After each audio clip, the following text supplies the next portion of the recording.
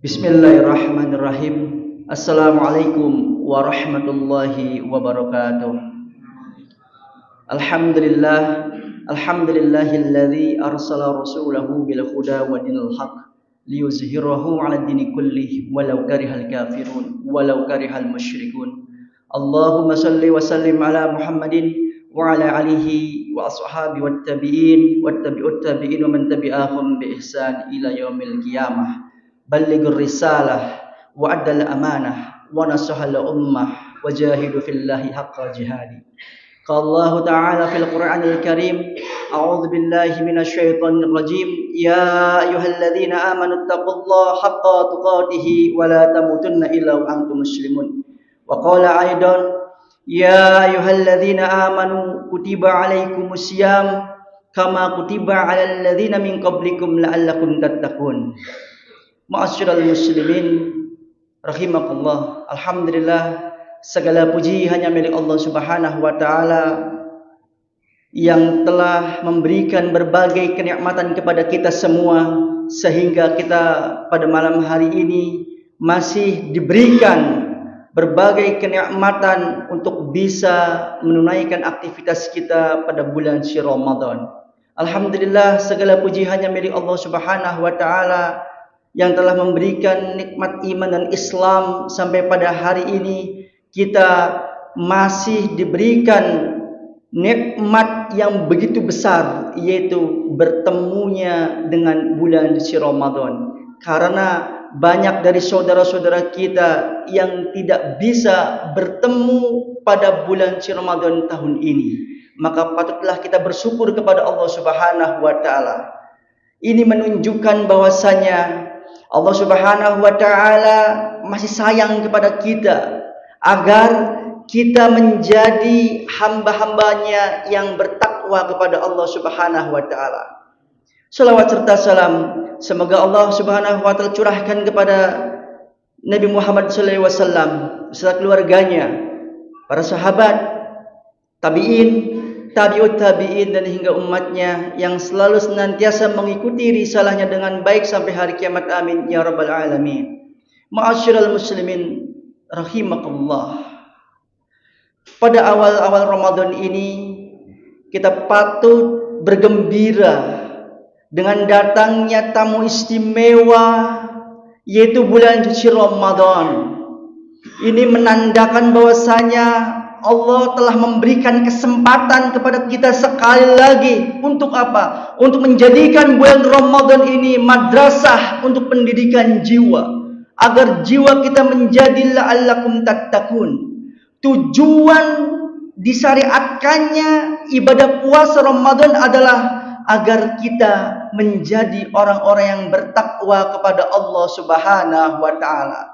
Allah berfirman dalam ayatnya, a'udzu billahi minasyaitonir rajim. Ya ayyuhalladzina amanu kutiba alaikumus syiyam kama kutiba alal ladzina min qablikum la'allakum tattaqun. Allah menyeru hanya hamba-hambanya yang beriman. Wahai orang-orang yang beriman, telah diwajibkan atas kalian berpuasa sebagaimana yang telah diwajibkan orang-orang sebelum kalian, la'allakum tattaqun, agar kalian menjadi hamba-hamba Allah yang bertakwa kepada Allah Subhanahu wa taala. Seorang ulama besar, Syekh bin Baz rahimahullah, beliau menasihati umat Islam, jika datang bulan suci Ramadan, kita seyogyanya harus menyambutnya dengan takwa kepada Allah Subhanahu wa taala. Kemudian dengan tobat dari seluruh dosa-dosa yang telah kita perbuat. Dan yang ketiga adalah mempelajari ilmu tentang puasa tersebut. Beliau menjelaskan untuk umat Islam ketika datang bulan suci Ramadan, agar kita menjadi pribadi yang bertakwa kepada Allah, maka beliau mewasiatkan 3 hal. Yang pertama adalah menyambut datangnya bulan suci Ramadan, mengisi aktivitas pada bulan suci Ramadan dengan takwa kepada Allah Subhanahu wa taala. Apa itu takwa?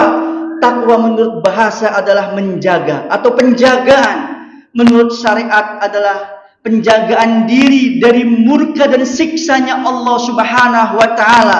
Dengan cara apa? Menjalankan segala perintah Allah dan menjauhi segala larangannya. Maka laluilah, isilah bulan Ramadan dengan ketakwaan kita kepada Allah Subhanahu wa taala. Kemudian yang kedua, kata beliau, kita menyambut datangnya bulan Ramadan atau mengisi aktivitas pada bulan Ramadan dengan taubatan nasuha dari segala macam dosa. Dan dosa yang paling ditakuti oleh para nabi dan rasul dan ditakuti oleh para sahabat adalah dosa kesyirikan kepada Allah Subhanahu wa taala.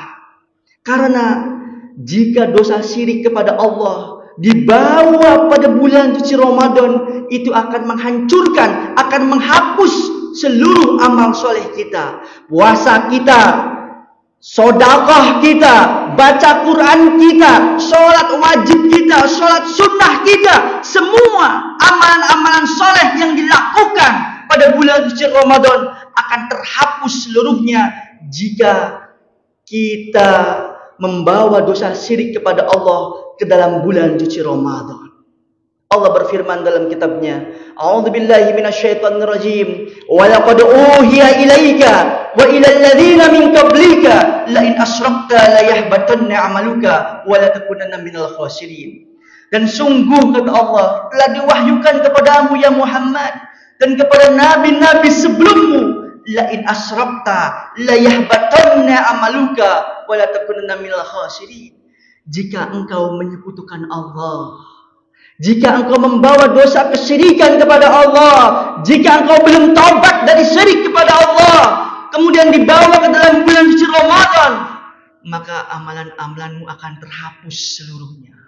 Nauzubillah min dzalik, tsumma nauzubillah. Maka yang poin yang kedua ini sangat penting sekali agar kita selalu senantiasa bertaubat kepada Allah Subhanahu wa taala, taubat dari perbuatan dosa syirik dan dosa-dosa yang lainnya yang menghancur segala amal soleh. Kemudian yang ketiga kata beliau, ilmu tentang puasa Ramadan, hal-hal yang membatalkan, hal-hal yang membuat sia-sia. Jangan sampai kita berpuasa hanya mendapatkan lapar dan haus saja, kemudian kita tidak bisa menjadi pribadi-pribadi yang la'allakum tattaqun. Jika Ramadan ini dilakukan dengan sungguh-sungguh dan dengan sebenar-benarnya, maka insya Allah 11 bulan kemudian kita akan melalui bulan-bulan tersebut dengan yang terbaik.